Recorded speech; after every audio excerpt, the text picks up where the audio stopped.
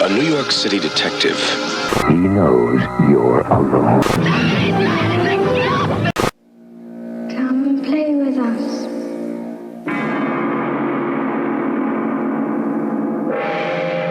Come and play with us, Daddy. Forever and ever and ever. Hi, this is Russell Todd from Chopping Mall, He Knows You're Alone, and Friday the 13th Part 2, and you're listening to The Hysteria Continues. Welcome back to the show, and perhaps like Wendy Shelley Duvall, you may be a little confused about why we're covering The Shining. And first up, I would say it's because Joseph came up with the idea, a very witty one. It's episode 237, and of course, the infamous room. I did not come up with the idea. It's like the 5th episode you've been like, this is all Joseph. I'm like, I'd like to take credit, but it's not right for me to take credit for this. Who came up with the idea then? I believe it was a guy named David. I think he's one of my forum members. I can't remember his last name. Okay, well, we'll blame David. No, we won't blame David because obviously The Shining is a very good movie. Whether or not it's a slasher movie is the question.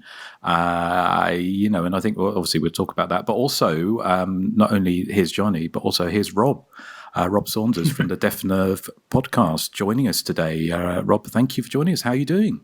I'm very good, yeah. Thank you for having me. I'm chuffed to be here. You're my favourite podcast, so I'm a bit nerding out a little bit to get a chance to chat to you guys. I'm quite happy.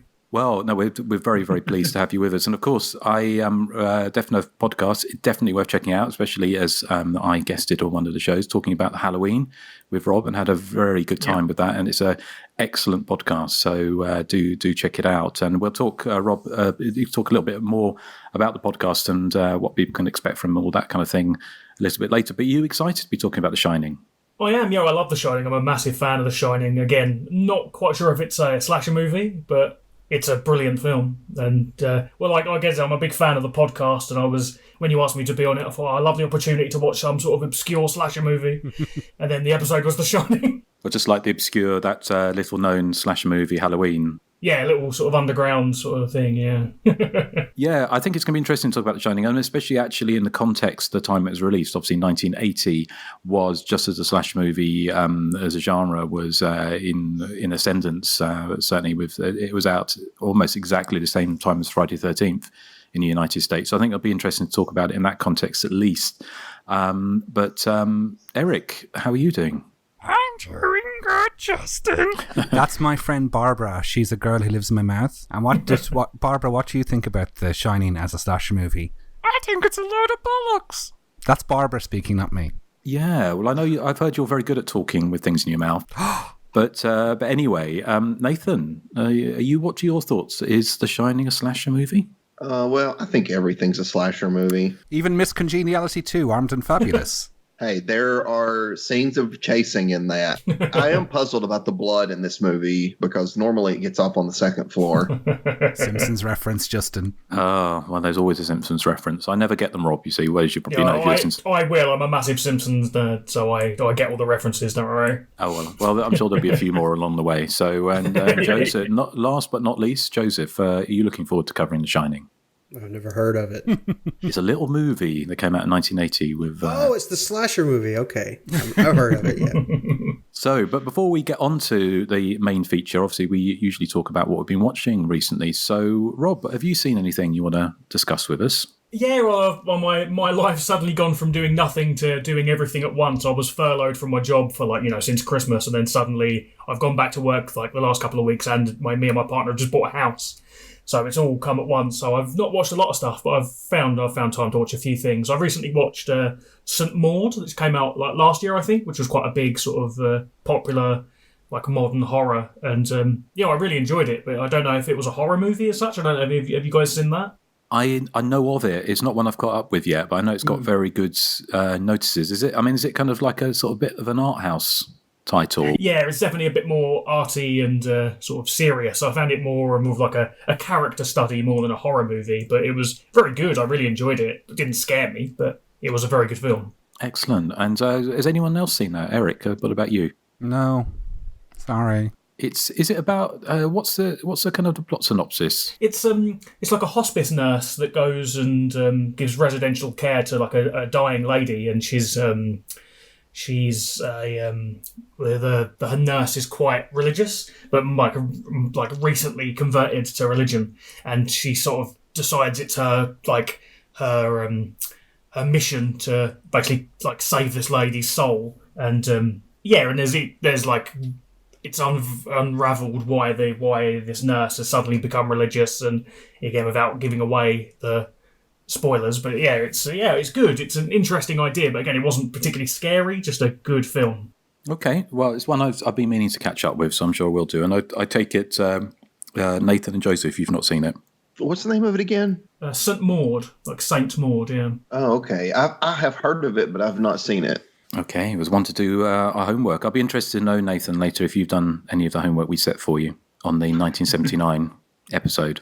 You gave me homework? Oh, Nathan. So anyway, Rob, anything else? Yeah, well, I've been watching, I don't know if you've seen this, but I stumbled upon a TV series called Killer Camp. Me and my girlfriend have been watching this, and it's sort of a reality game show called like a bit like Love Island or something like that. But it's got like an 80s slasher movie sort of theme to it. So they get all these like, young, beautiful people to a summer camp, and they tell them they're doing a summer camp program. But when they get there, one of the contestants is killed off. Obviously not actually killed off, but there's like one of them blows up or something. It's really silly. And then they have to do tasks, and then one of the contestants is controlling the killer. But at the end of each episode, like one of the contestants is voted off, and then they're like basically picked off in like a slasher movie style. So they'll basically recreate a sort of typical slasher movie scene at the end of each episode. And yeah, it's okay. It's proper trashy TV, like ITV, Love Island sort of stuff. But I only watched it because it had the sort of slasher theme pasted on it. But it's quite enjoyable trash, really. Yeah, I think we talked about this all last year. Yes. Is there a new series out, Rob, or is this? I just stumbled on it on like the like catch up, so I don't know if there's a new series. I don't know if there's the series you might have seen, but I'd never heard of it. Again, not really the sort of TV I would normally watch, but I obviously it's slashers, so I thought I'll give it a go. And it's quite fun. It's I quite like the like them recreating the sort of typical slasher scenes at the end. It's quite interesting. Yeah, I kind of, if it is the same series, which I suspect it probably is, because I didn't hear they did a second series, but I remember quite enjoying it. It's quite a fun concept, and I think we did we all catch up with that in the end? I can't remember. I think it might have been just you and me, because it was, as you were saying, an ITV production, so it mightn't have hit the States. Yeah, I wasn't sure if it was like a format thing that we'd sort of taken from the US. I don't know if it's... Yeah, it was slightly kind of awkward because you had like everyone, they all filmed their death scenes, didn't they? Yeah. So obviously someone was a killer, and I can it's coming back to me now who that was. But do you remember us talking about that, Nathan and Joseph? Yes. They're fans of it on the forums. I haven't watched it, but what's on now is series 2. Oh, is it series 2? Oh. Yeah. So there's you're watching the second one if it's airing right now. So. Oh, didn't know that. Oh well, that's something to watch. And then. I haven't even seen it. So. Well. You find out all sorts of things on Hysteria Continues. So, well, thank you, Rob. Well, it's alerted me to Series 2, so we'll check that out. Anything else? No, not really. I've sort of most of my book, as I'm moving house, most of my Blu-rays are packed away now. So the only one I left out was The Shining, so I could watch that for this. Okay, well, fair enough. Well, we'll get onto that a little bit later. But thank you, Rob. Nathan, how about you? Well, I watched a low-budget movie called After School Massacre. It's very low budget, but I was with it, but unfortunately it kind of lost me. I thought it tried to go too far into the comedy territory, and I was looking for a more straight ahead slasher, I'd say. But the basic plot line is this teacher gets fired, and he blames these students, so he goes to their house where they're having a party and starts killing them off. Yeah, it went more for horror comedy than anything else, and I don't know. I was kind of wanting a straight ahead slasher, I guess. Okay, where was that on? Was that on Tubi? I watched it on Vudu. Ah, okay. It was on free though. Free Vudu. Vudu offers free stuff. Okay, because I just sort of delving into Tubi, Oh, they've got a lot of good stuff on there. There's loads of stuff on there, isn't there? Screen Factory, I've got like a channel and everything with Hell Night streaming and all sorts of things. So, yeah, so I've kind of spent about an hour going through sort of finding loads of really obscure movies to watch. So I'm looking forward to checking that out. And the commercials are not very intrusive for Tubi, I wouldn't say, because I have went to some sites where you get like 5 minutes of a movie and then 10 minutes of commercials. Oh, gosh. Before the next 5 minutes. But Tubi's not really like that. No. Okay. Well, anything else, Nathan? No, that was it this time around. I'm just going to say I probably should have thrown that out to see if anyone had seen After School Massacre, but I'm kind of guessing you may be on your own there. No. It's on my year's 10 best films. Is it? No, I've never seen it. No. Okay. Well, fair enough. But, well, thank you, Nathan. Eric, how about you? I've not watched anything horror related, I'm afraid. I've been on my 3D kick still. You got the chain, the Entertainment Exchange in the UK, don't you, where you can buy second-hand Blu-rays and stuff. So I've been picking up really, like, lots of films I have no interest in really, but I just want to watch them for the 3D. So things like Pirates of the Caribbean on Stranger Tides, which I think is the fourth one, and I don't think I've seen any of the previous three, and things like Sanctum 3D, which is a James Cameron produced survival movie, which is actually quite good, and the 3D is very good. Pirates of the Caribbean, not very good, but the 3D is quite spectacular in places. But in terms of horror, no, just what we're covering for the podcast this week. Okay, well, fair enough. Joseph, how about you? Yeah, the only thing I've watched that wasn't podcast related was Spiral from the Book of Saw. Oh.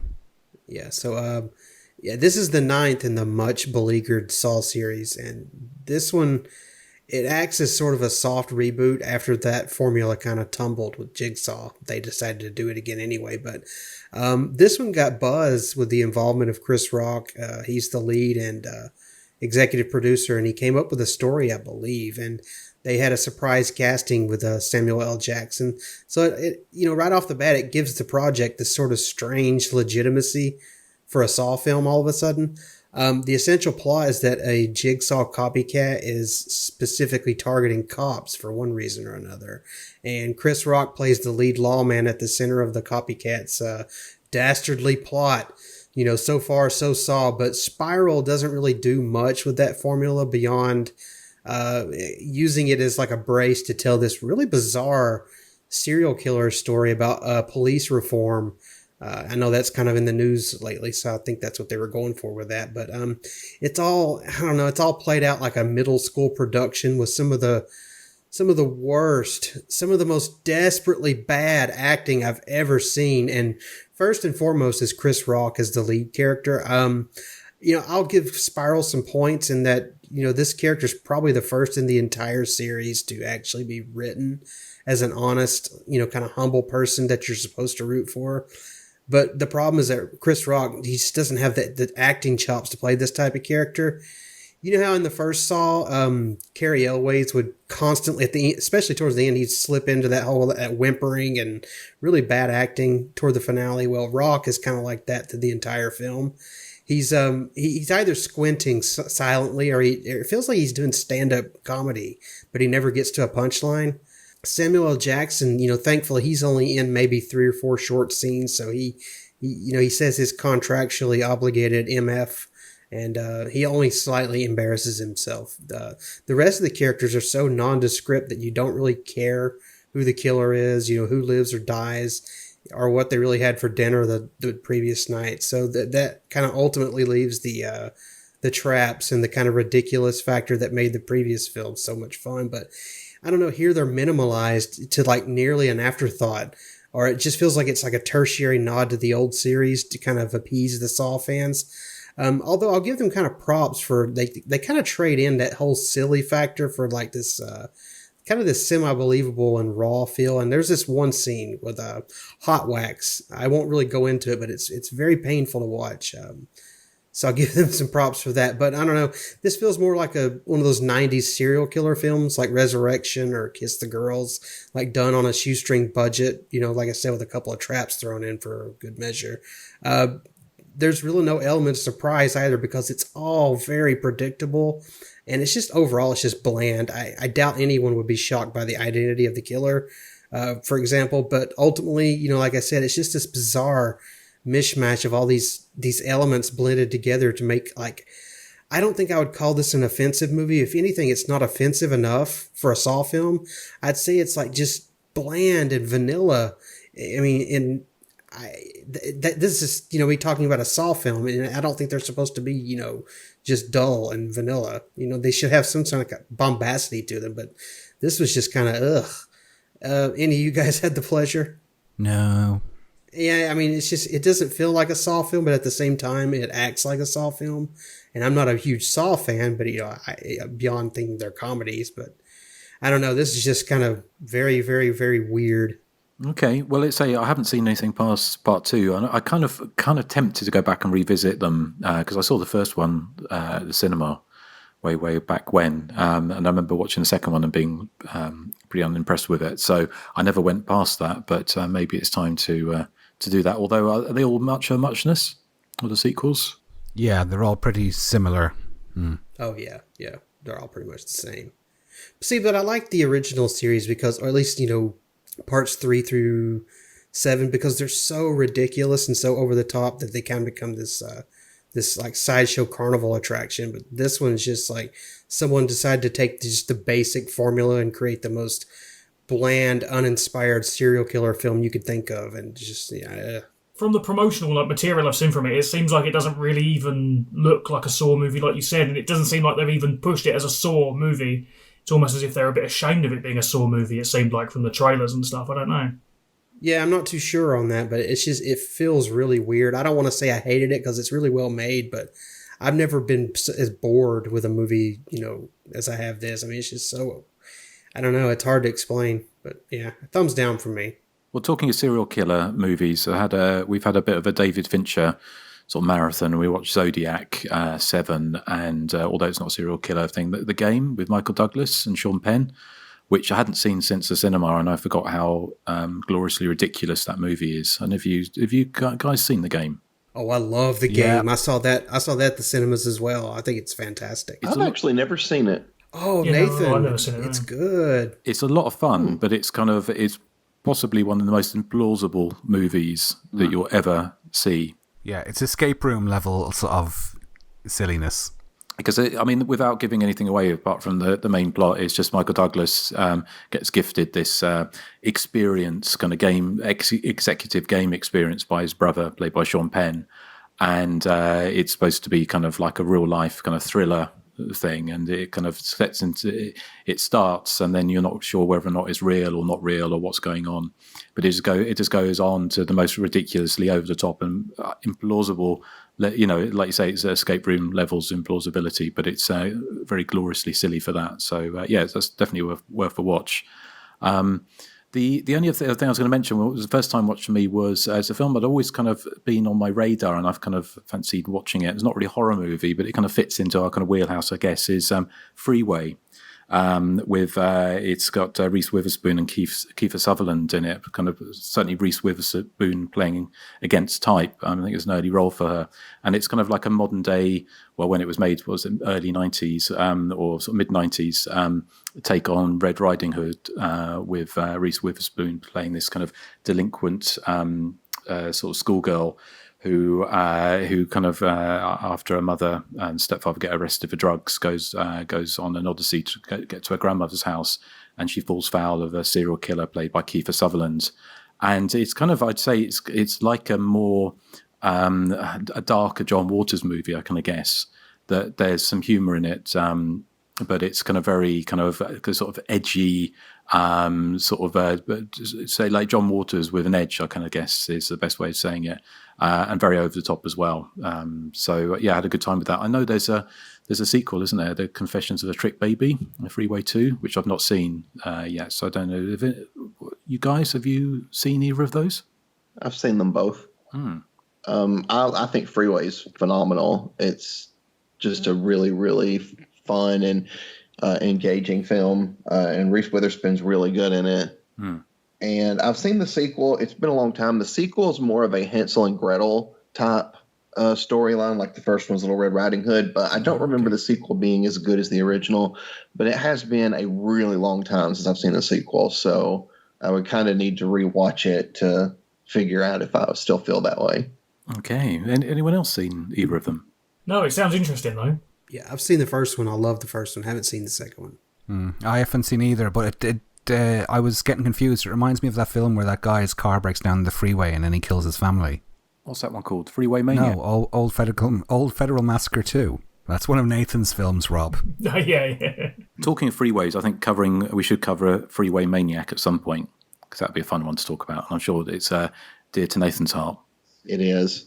Well, there you go. So, well, talking of classy, something as classy as Freeway Maniac, we're on something else very classy. So we're about to book ourselves into the Overlook Hotel. A family heads to an isolated hotel for the winter, where a sinister presence influences the father into violence, while his psychic son sees horrific forebodings from both past and future. That's a very short synopsis from the IMDb for The Shining from 1980.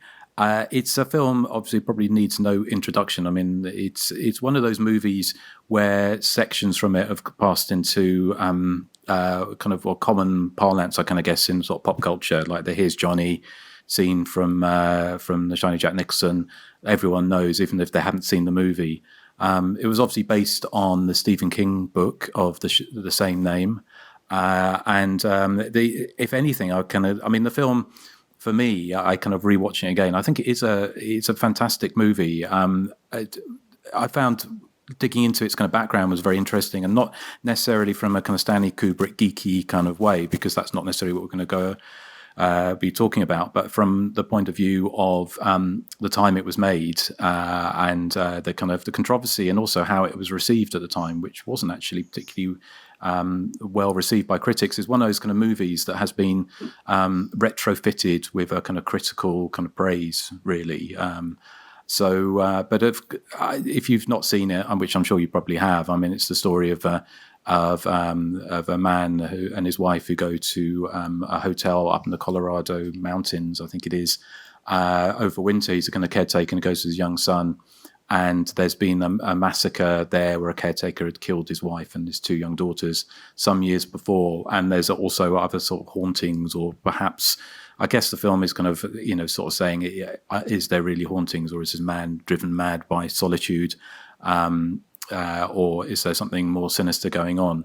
So it is based on the book, but I have read the book, I read it a couple of years ago, and I was surprised that there were quite a few things, including the ending was changed, and also other elements in Stephen King's book. And famously, Stephen King wasn't fussed, or I think he was actually more than not fussed. He was quite upset with the way that Stanley Kubrick had made the film. But it's a film that's got like a certain power to it. And again, growing up, I would have only been about 11 or 12, sort of 10 or 11 when this came out. But even back then, I remember the TV spots and the Here's Johnny thing. It was I think the UK poster says something like, the horror from America has arrived on our shores, or something like that. It had a fearsome reputation. And so it is a kind of one of a kind. And I think for us to talk about it as a slasher movie, it's not really a slasher movie, but it certainly has elements of the slasher movie in it. And if you took sections, certainly towards the end of the movie, when Jack Nicholson's chasing his family, like Shelley Duvall and his son, around the maze with the axe, it very much fits into that kind of canon of horror slasher movies that were out in the early 1980s. And it surprised me to find, when I was looking into the background, I've got quite a lot interesting background on this, but I won't go into it now. But safe to say that I didn't realise that the film started production or pre-production in 1977, and was shooting through 78 and 79. So it kind of predates Halloween and Friday the 13th. And incidentally, the film was actually released to American screens wide on June the 13th, Friday the 13th, 1980. So at the same time that Friday the 13th was doing the rounds as well. So I think it's going to be interesting to talk about it in that kind of context. But I mean, there's lots to be said about this movie, obviously. But I'd be interested to hear what you guys think, certainly in what your thoughts are on the film, and also kind of in the context of a slasher movie. Can it be kind of turned to such? So, Rob, do you want to take it away? Yeah, well, I'm a massive fan of The Shining. It's one of those films where it's almost, you don't have to say, if you like horror, you probably like The Shining, right? That's just sort of one of those things, isn't it? But I'm a massive fan of The Shining, and it's one of the first sort of scary films I really saw, well, parts of when I was a kid. I remember going away to my auntie and uncle's with my brother. And he's like older than me, and it was on showing on TV one night, and he was allowed to watch it and I wasn't. But my auntie and uncle didn't really think the fact that I had a television in the bedroom I was staying in. And all night I was trying to pluck up the courage to watch The Shining. I thought, oh no, I'm going to watch a little bit of it. So by the time I plugged up the courage, I turned it on, and it was the room 237 scene, with the lady in the bath. I watched that, and it was too much for me. I had to turn it off. But then after that, for years, it was always one of those films I wanted to see. Like that scene scared me so much, it just stuck with me until I saw it. And I think it did live up to how effective it is. Is definitely a scary film. And again, rewatching it this week, as you said, like in the context of it being like with slasher movies and stuff, it was interesting. Because again, I don't think you could even say it was a slasher movie, but there's, as you said, there's elements in it in the last half, particularly like you said, and it's interesting to know how influenced Kubrick was. If he, it doesn't seem like he would have been. I guess they said it was before Halloween he was making it. I didn't realise that, but I suppose films like Texas Chainsaw Massacre had been out, definitely more like visceral sort of horror movies, and it seems a bit more classic. Like a classic, almost like gothic horror, but it'd be interesting, like, to know how much Kubrick was influenced by, like, the more contemporary horror, and also the fact that it was a director. I'm quite like the idea when a director makes a film, and they don't usually make horror films; they make one horror film in their career and sort of nail it. I think Stanley Kubrick sort of did that with a lot of genres, but. Like he sort of made one amazing comedy movie, one amazing war movie, I thought it's just a great film. It's hard to talk about because what hasn't been said about The Shining, really. No, fair enough. No, thank you, thank you, Rob. I mean, we'll all sort of chip in and see what we think. But I mean, there's a lot more to be said about it. So thank you, Rob. Nathan, how about you? I'm a really big fan of The Shining. Like Rob was saying, the room 237 scene is really creepy. I think that there's a lot of this movie that is just very eerie, like the twins at the end of the hallway when Danny is riding his big wheels through the hotel. I think the scene with Jack talking to the previous caretaker where he talks about how he corrected his family. I think that's a really creepy moment. Shelley Duvall seeing the weird sex thing going on with the guy in the suit and the guy in the bear costume. It's a very like weird, like crazy, like, almost like a fever dream or something. But I love it. I think it's very creepy. Great performances. I don't think Shelley Duvall gets nearly enough credit for her performance in this movie. I think she does a phenomenal job. I love the scene where she is finally looking at the book that he's been writing all this time. And of course, it's all page after page of just, all work and no play makes Jack a dull boy. That idea that, how long he's actually been losing his mind and she didn't even know it. I think that's a very suspenseful, like very tense moment. And it's it's been spoofed. It was spoofed really well in The Simpsons. It was very funny, but the original Shining remains a classic. And I think it's a very, very scary film, honestly. So great movie. I'm really glad that we're talking about it. As to whether it's a slasher or not is definitely debatable. It doesn't follow the formula to a T, but I still love it, and I'm still glad we're discussing it. So, okay, that's my 2 cents. Thank you very much, Nathan. Erik, what are your thoughts? Yeah, I'm pretty sure I've always loved this film. I would have seen it probably circa 1987 for the first time, or 1988, and honestly, it wouldn't surprise me if back then I found it a little slow. I can't really remember what my first impressions were, but my 2021 impression is that I just absolutely adore the film.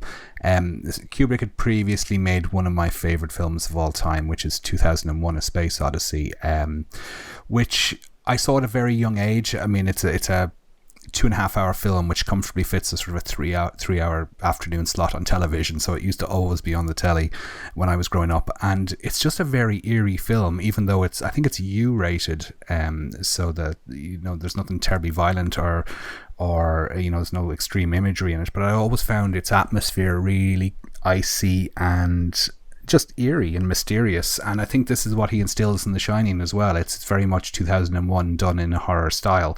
Long takes, use of kind of strange modern classical music that's quite atonal but really suitable for the film, and just that sort of strange icy atmosphere he creates, and that's the trump card of the film. I mean, you really feel that these characters are really isolated in this hotel, miles from civilization in this snowstorm, and the vastness of the hotel is really well conveyed as well, and those stunning shots of Danny on his tricycle, scooting around the corridors.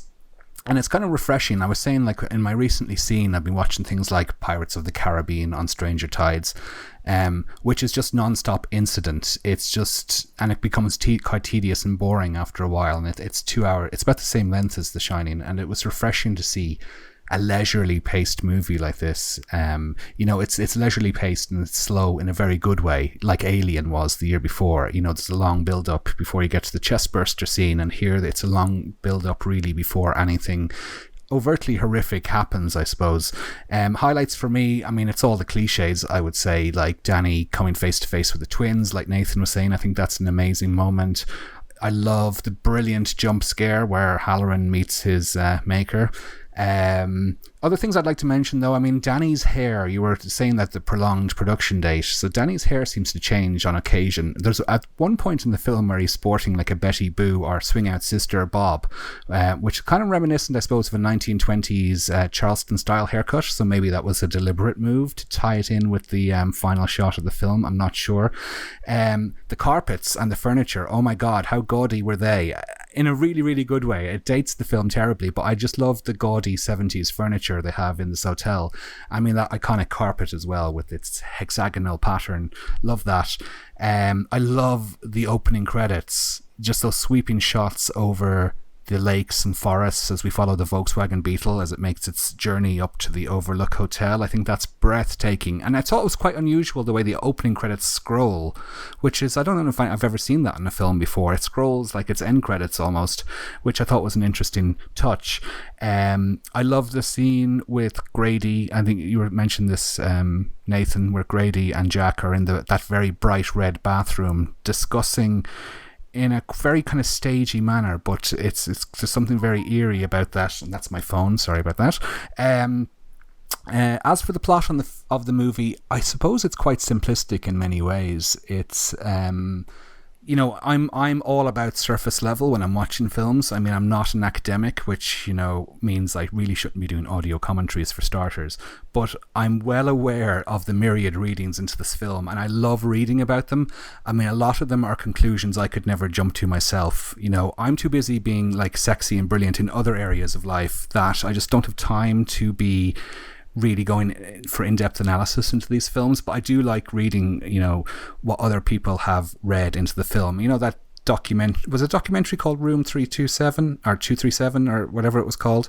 That was quite an interesting thing. Some of the theories in it were quite off the wall, I thought. But for me, when I'm, my type of analysis is like when Joseph came to the conclusion that Mrs. Voorhees and Steve Christie were having an affair in a previous life in Friday the 13th. That's my sort of type of analysis. Looking for symbolism and metaphor is not something I'm terribly skilled at. But I think the joy of The Shining is that I don't think you need to be looking beneath the surface really to enjoy the film. I enjoy it just as a haunted house movie.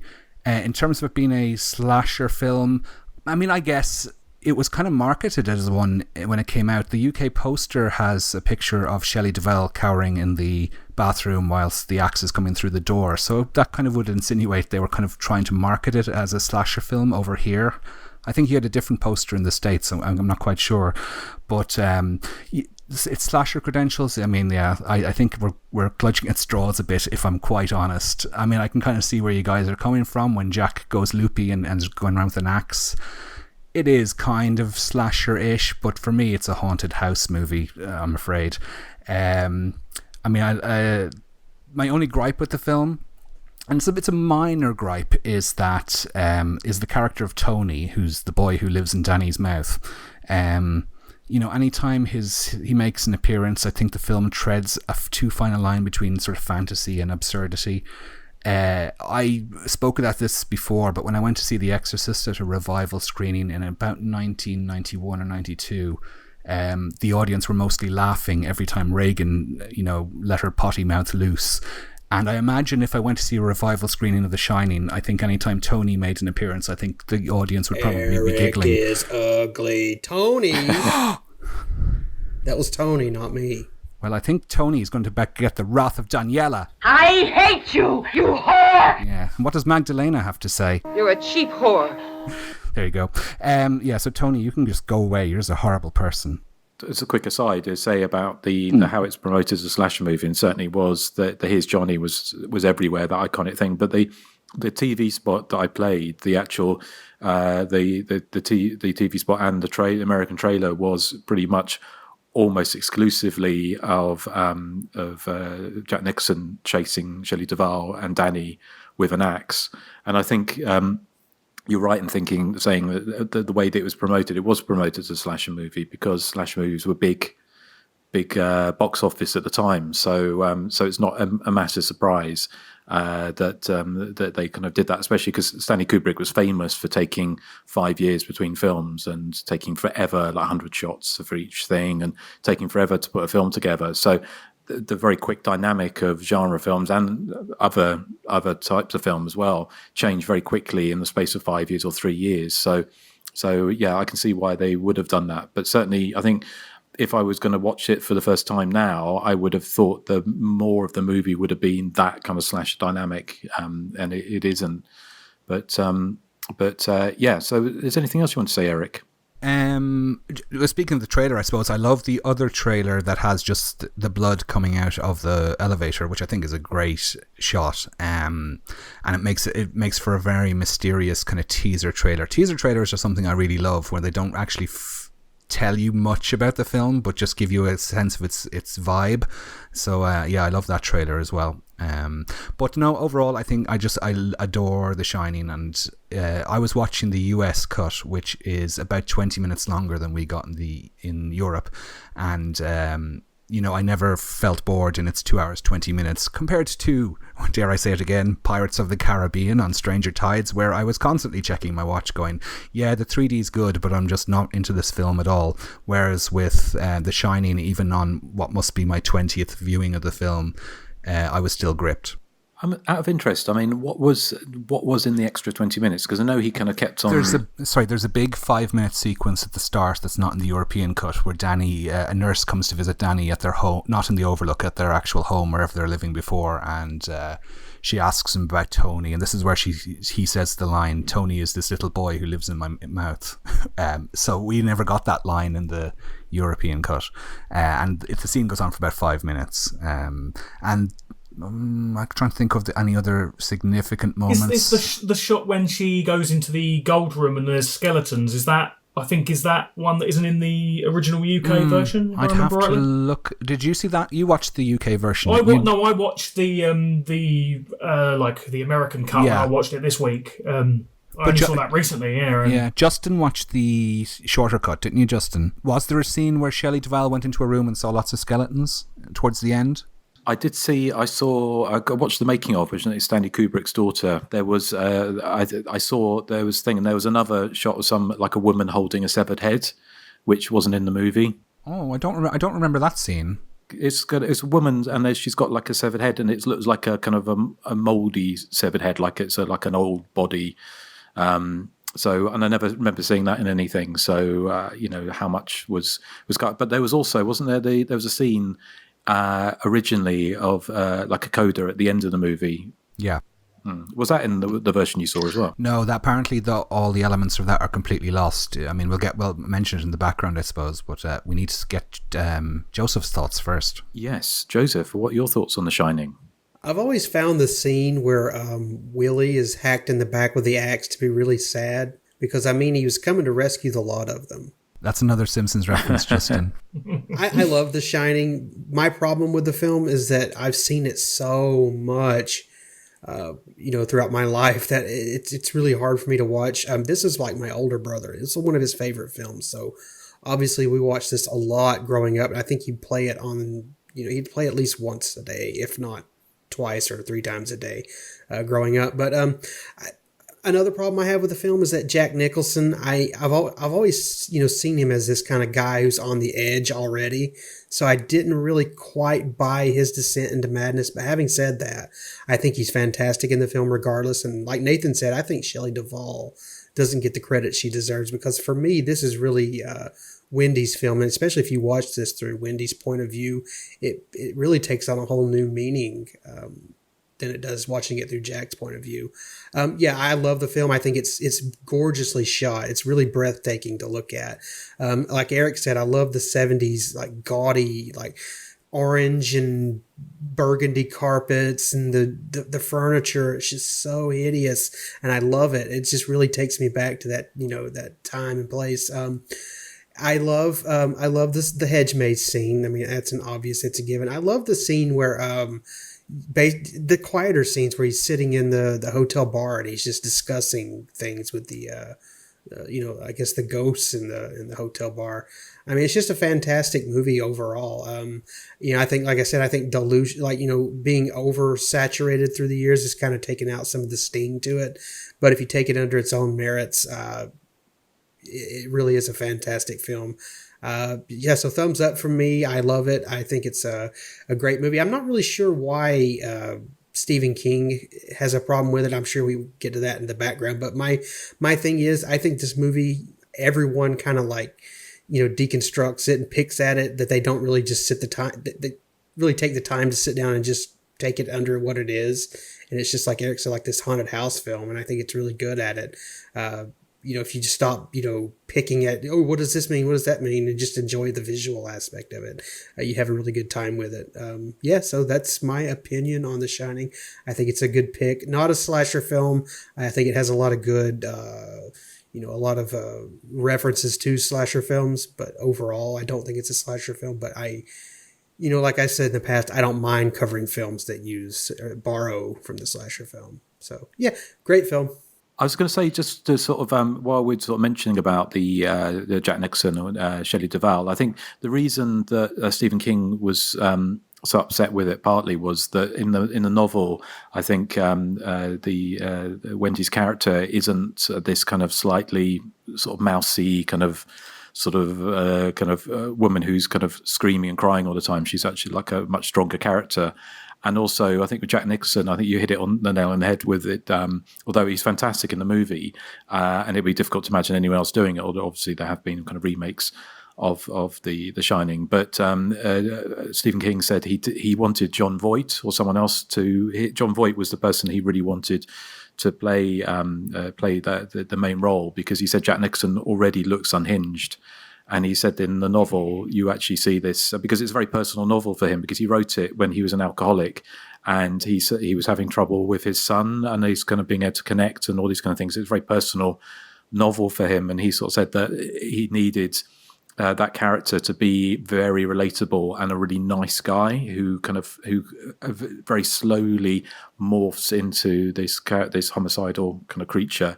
And he said Jack Nicholson from the start, because he'd been in One Flew Over the Cuckoo's Nest, and all these other movies where he was already Jack Nicholson, the celebrity, and that slightly unhinged manic persona that he had. So he said that's why it didn't work for him. And plus, of course, Stanley Kubrick was famous for taking novels and using them as springboards for his own ideas. So Stanley Kubrick basically took The Shining and turned it into a Stanley Kubrick movie, not necessarily an adaptation of the Stephen King novel. And I think when we talk about it in the background, we go into that now, but that was the problem for a lot of critics at the time, and also for, I think, for Stephen King, that he found that Stanley Kubrick really just took elements from The Shining, but actually sort of ripped the heart out of his book, basically, is how he saw it. So Although I think today he says he can appreciate that people. It's like I think he says something like it's like a sleek Cadillac. It's great to look at, but it's hollow. I think it's. I mean, that's paraphrasing him terribly, but that was his thoughts at the time. I think still that he didn't think Kubrick had done a good job with it. See, I'm always of the camp who, I try to judge a film under its own merits, even if it is like an adaptation. I'm not the type of person that says, "Oh, the book was better." I don't really care. I'm watching the movie. I'm not reading the book. So, I've never really agreed with some of the vitriol slung at the film from Stephen King, but it's nice to get a little insight into that. But have you guys seen Shining? Shining. Yeah, it's the recut trailer on. I don't know if you've seen it. Oh, it's on great. YouTube. It's called Shining, and then really they recut it to make it look like a heartwarming family film. Yes, I think I did. Yeah.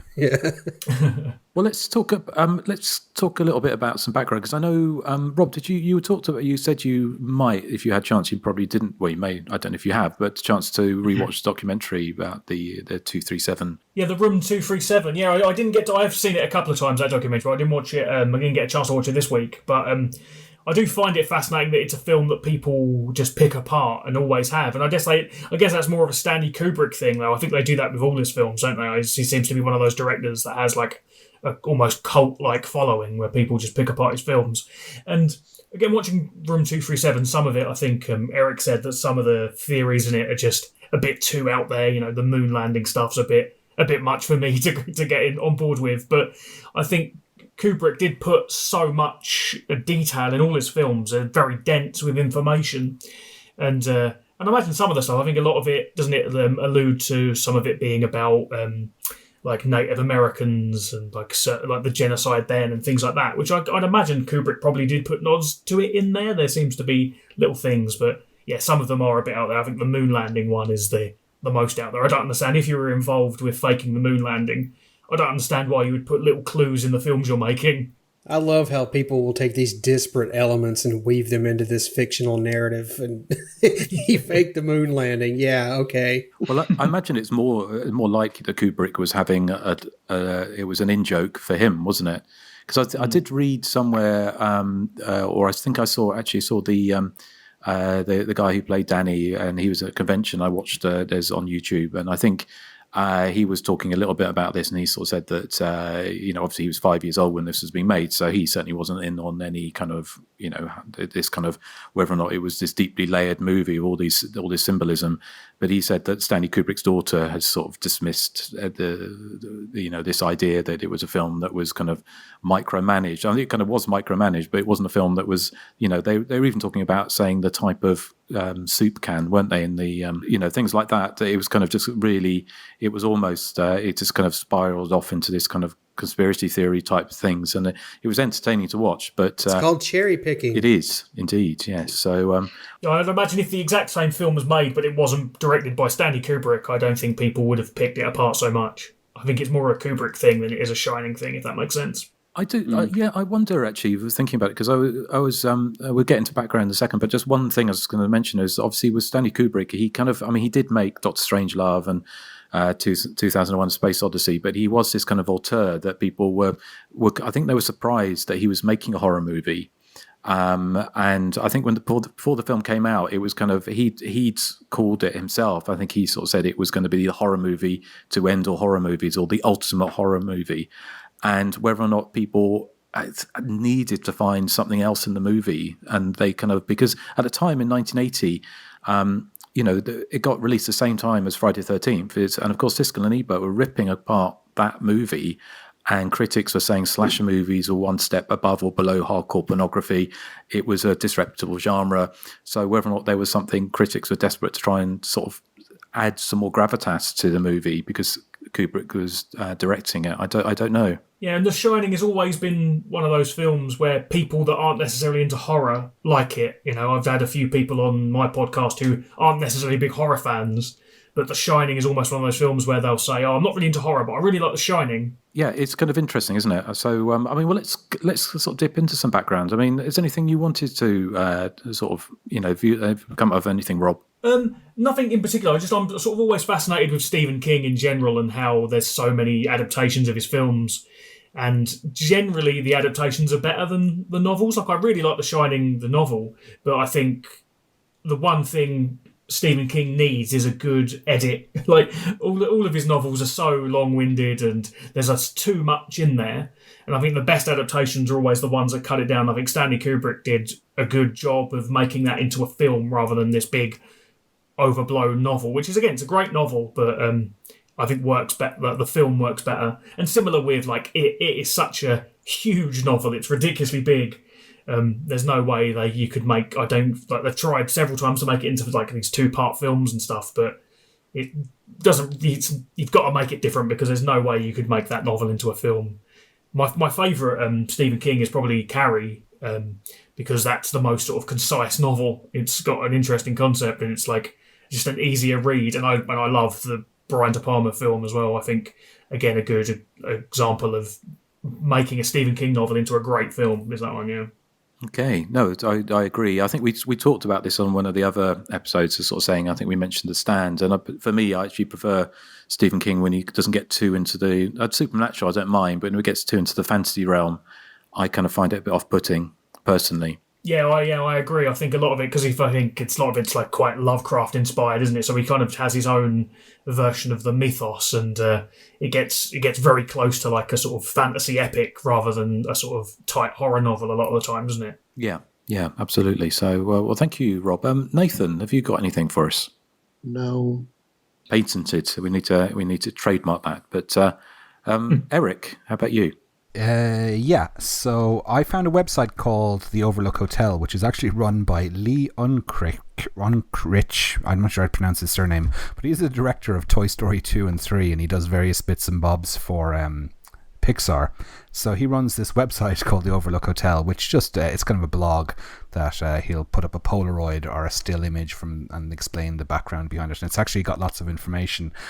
You were talking about the missing epilogue at the end, which played for its first weekend of its US release, and then Kubrick decided to cut it. So the projectionists all around America had to cut that portion out of the reel and send it back to Warner Brothers, where it was destroyed, and now only a few still images remain from that, even though I'd say thousands of people actually saw it in the cinema at the time. But it had I think it was just a nothing really scene where Wendy and Danny are recovering in hospital, and they're visited by Ullman, who is the guy who employs Jack Nicholson's character at the start of the film. But I think he mentions also that Jack Nicholson's body hasn't been found yet, or something like that, and then it got to the end credits. There was a few other deleted scenes that were filmed. One was where Jack finds a scrapbook, and Jack Torrance finds a scrapbook detailing all the sort of nasty things that have happened in the past in the hotel. And again, this was filmed but not used. One shot that was never filmed, which sounded like it could have been fun, is one that was labeled The Vicious Snowball Fight, and in that scene Danny and Wendy are outside playing, throwing snowballs at each other and having a great time, and then Jack comes out and starts to join in, but he starts throwing the snowballs harder and harder at his family, to the point where Wendy has to beg him to stop. So that sounded like it could have been fun. Talking about the symbolism in the film, I'm not sure if this piece of info is taken from the 237 documentary that came out, but I was trying to find like what the hell is the bear symbolism all about, the bear on his knees, doing rude things to that man in the room. One of the answers to that was that during that scene where Danny is speaking to the psychiatrist, which is not in the European cut, but he's laying on a bed of stuffed bears, and then at the Overlook Hotel there's a picture of 2 bears above his bed, and there's a bearskin rug in the lobby. So all these things I think are associated with sort of comfort and that for Danny, but then seeing the... Yeah, especially for you. All the bear stuff. Well, yeah. But... so the bears are associated with Danny Torrance, and then the guy on his knees giving a blowy is dressed as a bear. So it's kind of insinuating that there's an incestuous relationship between Jack and Danny, which is very subtly implied, because apparently if you spot Jack at the start, he's holding a Playgirl magazine, and one of the stories on the front is incest, why parents sleep with their children. So that's one of the more plausible, I think, readings into The Shining. God, that just ruins the movie for me. I know that's very dark. I'd read about that sort of stuff before, and again, watching it did make some of the scenes quite like difficult to watch, knowing that was sort of an implied in there. Yeah. It certainly ruins Shining for me. I'd do anything for you. The original title of Stephen King's manuscript for the book was actually The Shine, not The Shining.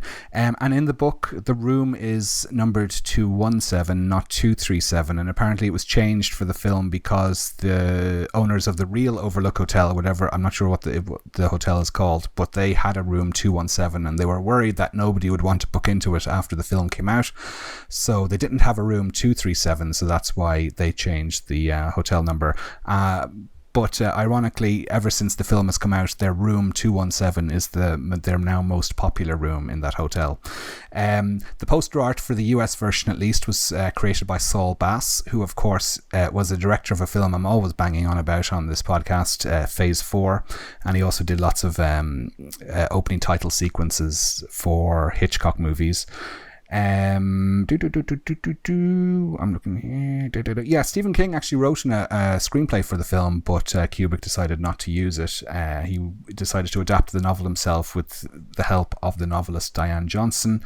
It opened around the same time as Friday the 13th, as Justin was mentioning, but also the same day as The Empire Strikes Back. So it had stiff competition at the box office. But yeah, that's all I have, Justin. What about you, Joseph? Yeah, nothing too mind-blowing. One of the things I like to do is kind of look back into past VHS releases and TV airings. And I do know that Warner Brothers first unleashed The Shining to the home market on Beta and VHS in 1981 in this puke green clamshell case. They released it again to VHS in 1986, 1990, and 1999 respectively. These were the standard slip cases, and each had more flattering color palettes. It was ABC's Friday night movie of the week here in the States on May 6th of 1983. It was the very first network TV airing of The Shining, and it featured this pre-air warning. It says, tonight's film deals with the supernatural as a possessed man attempts to destroy his family. Although edited for television, it may not be suitable for young viewers. Parental discretion is advised. They re-aired it again on ABC as the Sunday night movie on June 2nd of 1985 using that same parental discretion advised announcement thing. It had a 2-page advert and TV guide leading up to the first television premiere that featured that kind of now iconic "Here's Johnny's shot," and it had a text scroll that read, "quote unquote." And don't read into this anymore because we've already talked about incest. It says this boy feels things no child should feel. Oh. Sees things no human being should see. He has the power and there is no escape. It aired on WFMY Channel 2 in North Carolina for the first time on CBS in November of 1987 as their late night movie. And everything else has already been read out. So that's all the background I have. There's just to sort of mention a little bit the things that were cut out of the book. Was the thing that I remember was there were two things. At the end of the book, the Overlook blows up. The kind of the boiler gets hotter and hotter, and eventually it blows up. And also the topiary, the topiary comes alive into kind of like these kind of animals. Which was left out, and I think possibly the way I think Kubrick was quite dismissive of Stephen King, which probably annoyed him as well. And I found a quote from Kubrick at the time, and he said very early on, I decided the novel's ending wouldn't do. I didn't want the conventional ending, the big bad place burning down. There are a number of scenes that work in the novel, such as a topiary in which the hedge animals move and pursue a victim. That I diluted from the screenplay because I didn't think they would work on film. There are no creaking doors, no skeletons tumbling out of the closets, none of the paraphernalia of the standard horror movie. So I think he was kind of... I have seen some readings of the film when they sort of say they think it's actually Stanley Kubrick is doing a pastiche of horror movies in so much that he feels they're slightly beneath him because What I was reading was that he needed a commercial project after the failure of Barry Lyndon in 1975, and this is his bid for a super hit, and he. Apparently, he kind of bought loads of horror novels and was reading them, and only got through a few pages of some of them. The Shining was the first one that really kind of stuck with him. And he joked that he said he would settle for half the grosses of The Empire Strikes Back. So I think Stephen King was quite surprised and honoured initially that Kubrick wanted to do his adaptation, but ultimately was underwhelmed with it. Say the film kind of predated the kind of slasher movie craze, in so much the pre-production was in sort of mid 1977. And I think I saw some press articles saying that production had already started in 1977. And they did the auditions for the Danny Torrance character, and one of the original kids was the Gary Guffey from Close Encounters of the Third Kind, was originally meant to be playing the Danny character, but his parents didn't want him doing a horror movie. So the film is actually almost exclusively was made in the UK at Elstree Studios. So all the interiors were created specifically for the film. And apparently, there's lots of talk about kind of cursed movies like the Exorcist and The Omen. And incidentally, like one of the things I saw at the time, people were saying that Kubrick had ripped off the scene in The Omen with, if you remember, where Lee Remick gets knocked off the stool by the Damien riding a tricycle, and saying that Kubrick had kind of ripped that off with the Danny cycling around the hotel, but not having a big payoff is one of the things. And I talk about that in a little bit, just about the critical reaction. Apparently, film critic Pauline Kael had challenged Kubrick to return to the US to make films again, because although he was born in New York, he lived in the UK and he was all Anglophile. He didn't really like making films in the US, so she challenged him to make something tacky for the hell of it. And one of the reviews I saw at the time from Terry Lawson, the journal Film Herald, said of Kubrick, he said he's tackled the sleaziest of enterprises, the horror film, and said Kubrick couldn't help himself but sabotage his commercial instincts, but had created a distinctive and iconic movie. As I mentioned before, like Stephen King wanted Jon Voight to play Jack Torrance, but apparently two other people were up for consideration. One of them was Harrison Ford, and the other was Robin Williams. So you can imagine Robin Williams playing. He'd be riffing the whole time. Yeah, the film cost $18 million. It was in production for at least 2 years, and it was test screened in the winter of 1979. And it's one of those films, like a lot of the slasher movies at the time, horror movies, is the audiences liked it more than the critics did. And having opened in a limited, just 10 theatres in May of 1980, which may, Erik, you mentioned about the cutting the ending, so maybe that was when they kind of did these test screenings or limited release, and then it went to 750 more theatres on Friday 13th, 1980. Apparently it had to be cut to avoid an X rating, surprisingly, given that Friday the 13th was famously let through kind of relatively uncut by the MPAA. I'm not sure what was cut, but certainly some violence had to be cut. Other films that are out at the same time was obviously Friday 13th was in wide release.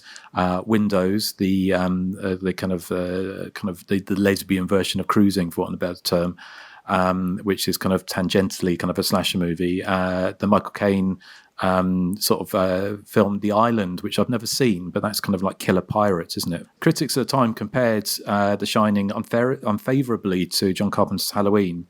And actually was saying that young upstarts like Carpenter had a better understanding of what would make horror movies work.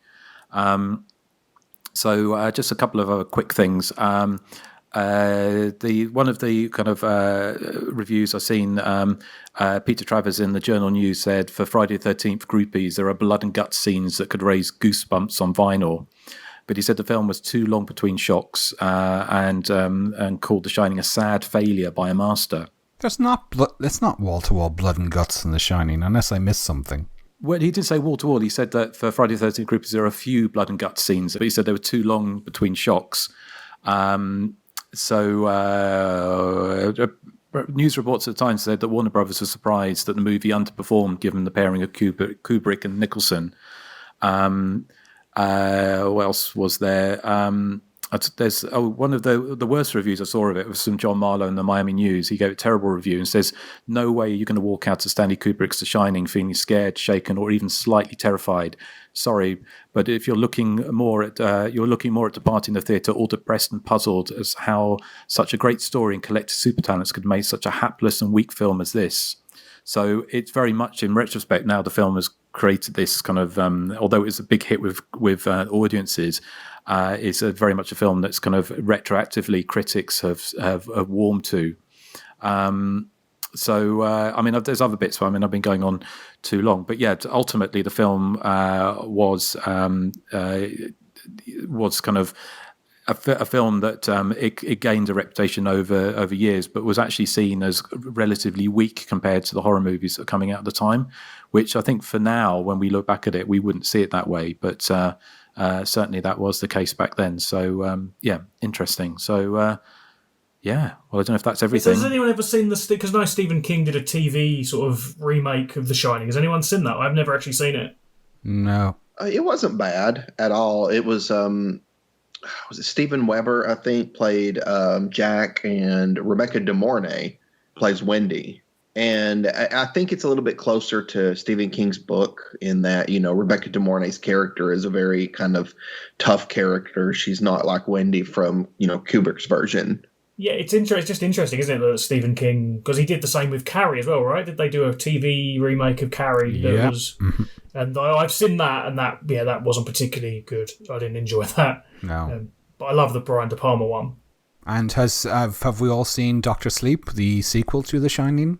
No, I've not seen it. No. I didn't like. I read the book, and I didn't like the book very much, and I didn't like the movie. No, the movie is, as you say, it's kind of, it goes into fantasy a lot, and it doesn't like they recreate the Overlook Hotel, which is great in a kind of nostalgic kind of way, but it doesn't feel at all like it's connected to The Shining in any way. What I actually thought was really good was, if you've seen, I think it's Spielberg's film Ready Player One, there's a sequence in that where they end up trapped inside the movie of The Shining, which is really clever and really well done, and it actually feels like you're in The Shining. It was actually a brilliant sequence, more so than anything in Dr. Sleep. Yeah, because I seem to remember they read the book, all the stuff that the Shining, the hotel. I'm trying to remember back. Maybe I'm wrong on this, but I think the director, whose name escapes me, he kind of added the stuff about the Overlook Hotel, which wasn't in the book. All right, is it Mike Flanagan did that? I'm not sure. I really like his movie. I think Mike Flanagan's done some great movies. I just don't think I think given what he had to work with, which is bizarre kind of story about these psychic vampires. Which, for Stephen King, I mean, I don't know quite how you would make a sequel to The Shining, but if it's not the kind of direction I would have gone. Just a little caveat to that is that Dr. Sleep did get lots of good reviews, so it's just not for me, but I think a lot of people might like it. So yeah, I will watch it at some point, more just out of curiosity, really. Just the idea doesn't really appeal. I've never read the novel either, but again, I remember that coming out and it not really appealing. But I will see it, I think. Do you want to hear my Stanley Kubrick claim to fame? Oh. My brother-in-law owns a farm in Kilkenny in the southeast of Ireland, which was used as a film location. He was a boy when this happened. It was used as a film location in Barrylyndon, which was the film he shot before The Shining. And he met Stanley Kubrick and the crew, and they weren't paid in cash. They were paid with a top-of-the-range colour television for, I think it must have been 1970. It came out in 75, so it must have been probably 73 or 74 when that happened. So there you go. That's my Stanley Kubrick claim to fame. And he doesn't even brag about the fact that Barrylyndon was shot on his land. That would be my opening gambit to like any conversation. Hi, I'm Erik, and Stanley Kubrick once shot a portion of Barrylyndon on my land. That's how you get into pants of all the bears out the nightclubs. Yeah. Well, wasn't there someone that used to go around the gay clubs of London in the 70s or 80s pretending to be Stanley Kubrick? Did they make a film of that? Really? Yeah, that was that. Yeah, I'm sure they did. I don't know if I'm making this up, but I'm sure there was a story of a guy that used to go around to a lot of gay clubs in London in must have been the 80s, and say he was Stanley Kubrick to impress people. I'm sure they made a film about it. I could be wrong, but it's a strange thing to because Stanley Kubrick was a lot of things, but he wasn't really hotty, was he? Hey, He's kind of attractive. Well, it depends which kind of clubs he went to, I guess. Yeah. Isn't he dead also? He is dead. He died in 1999. Yeah. I'm not laughing at him being dead. I'm just laughing that Erik likes dead fat guys. Well, I like them when they're alive. It's just that they all die. I'd imagine he's not very fat anymore, to be fair. I don't know. Well, yeah. He's as skinny as a rake. Joseph, do you have to hand what our listener of the week? Yeah, this is really interesting because I'm looking for someone who not only likes the film, but someone who dislikes the film. And out of 132 comments across our socials, no one really seems to dislike this film. As close as we got is this little letter that says, recently rewatched it for the first time in a long time, and it's a really, really well-made movie that's a shit horror film, barring the toilet scene. Honestly, it's never scared or disturbed me, but I do respect the filmmaking, and that's about as hateful as the feedback we've got on the film. Someone that was from Simon Kingsley Holmes, and someone who had nothing but good things to say. They said, "An absolute delight. Shelley Duvall is the MVP. Fuck everyone who thinks she's too shrill or annoying. Kudos to Kubrick for taking the novel and making it into his own vision. Vastly superior to Stephen King's own remake in the 90s." And that was from listener Tamaya Kwan. You can follow us on Facebook, Instagram, and Twitter. You can listen on Apple, Spotify, YouTube, and about 1 billion other podcatchers.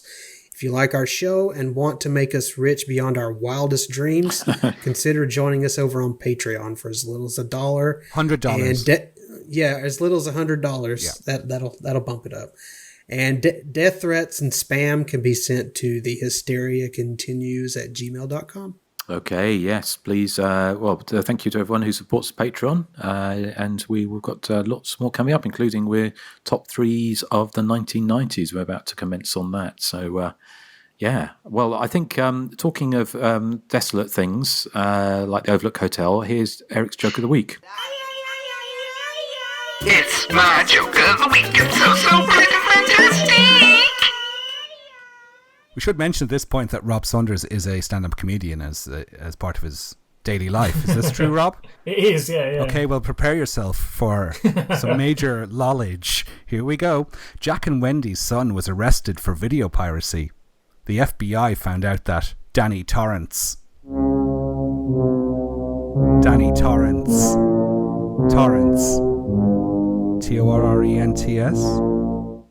Well, baby Jesus, that was bad.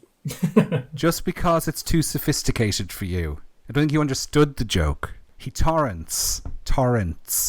Well, if anyone would know torrents, it would be you. How rude.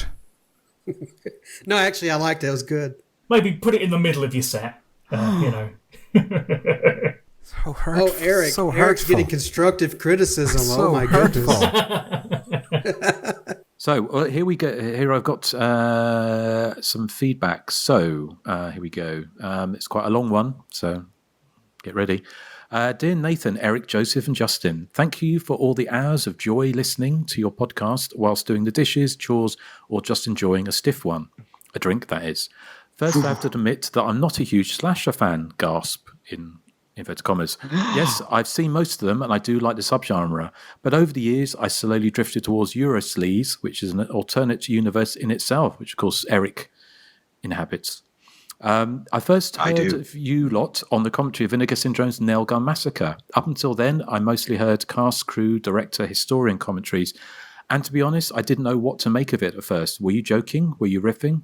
After a while, I got it, and I've been a fan ever since.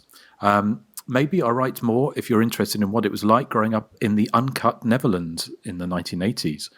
Movie-wise, of course, but for now, I have some personal questions, remarks. Starting with Justin, you remember the Bloody Theatre interview with Selena, right? The ticket booth girl she's talking about, Angel Tits, LOL, is also in 1982's Raw Force as an uncredited mob girl. There are some very uncompromising shots of her, so I can imagine why she didn't want to be credited. And obviously, he's referring to the infamous interview that I had with Selena Joanna Morales, which was on Hysteria Lives for a number of years. And she has to take it down because basically I think possibly been a little bit libelous. I don't know. So next, Joseph. Joe, I like how you keep standing tall as the hetero minority. But I have to ask you, please update your IMDb page. I use it as a checklist for Blu-rays to purchase for which you've done commentaries. I don't use social media, and it's not on Justin's website either. Sad face. Okay, well, I have no intentions of ever updating my IMDb page again. But you can go to letterboxd.com and /THC commentaries, and every one of our commentaries is on there. So if you don't use social media, that's where to find it. And I am in the middle of creating a website, which will have all this info on there as well. So just sit tight, and that'll be up hopefully within the next year. Okay, excellent. Up next, Erik, you mentioned watching The Devil's Female, aka Magdalena. A quiz for you to go full Inga on. You have until the end of the show to come up with an answer. Yes, you may use your computer. Question, what's the connection between Magdalena and Bloody Moon, besides both having German origins? Well, they both have potty-mouthed Inga characters in them. Inga's in Bloody Moon and Magdalena's in Magdalena.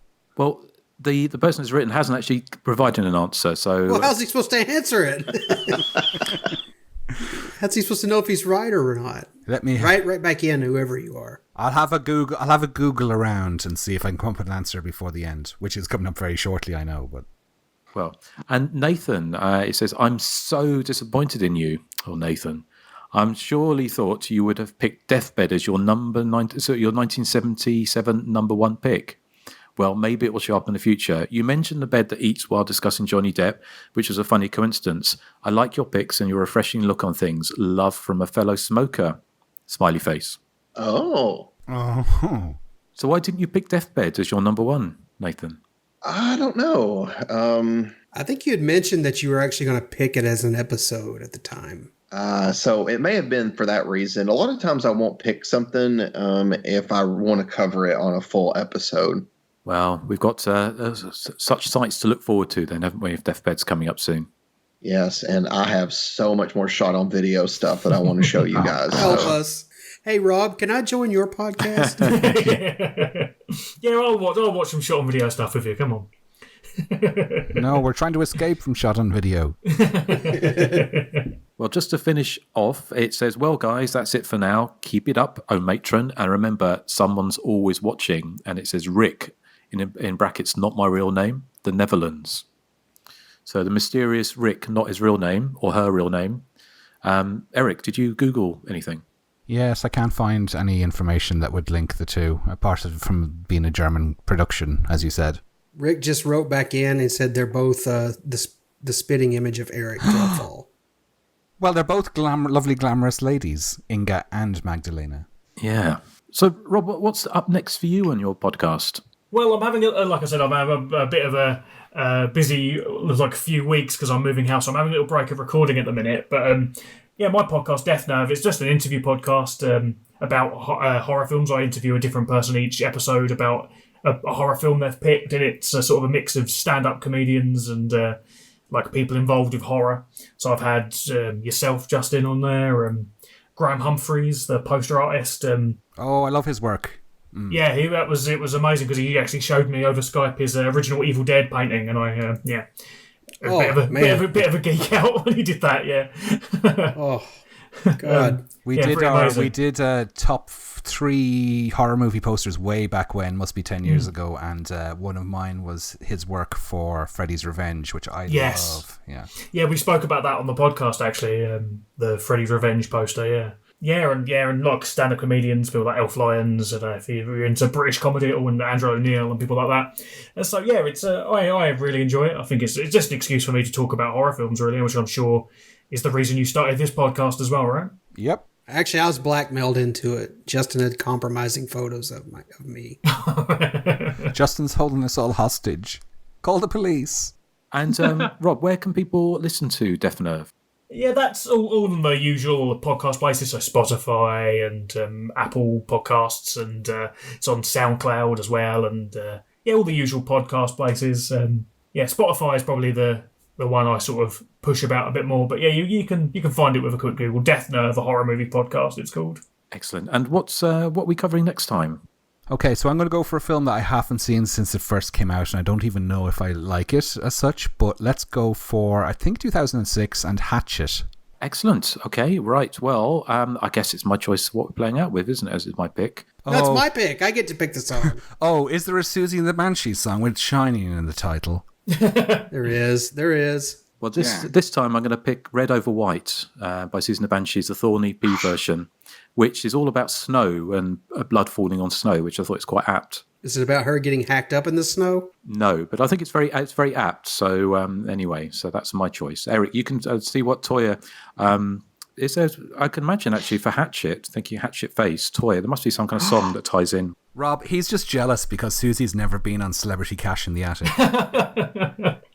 Not yet, anyway. There's still time, yeah. Okay, well, thank you for listening to the Hysteria Continues. We're playing out with a little-known band called Susan the Banshees. Check them out. And, we'll say goodbye to the good people. Goodbye, good people. Sorry you have to listen to this cacophony yet again. Bye. Or will they? Sacrifice.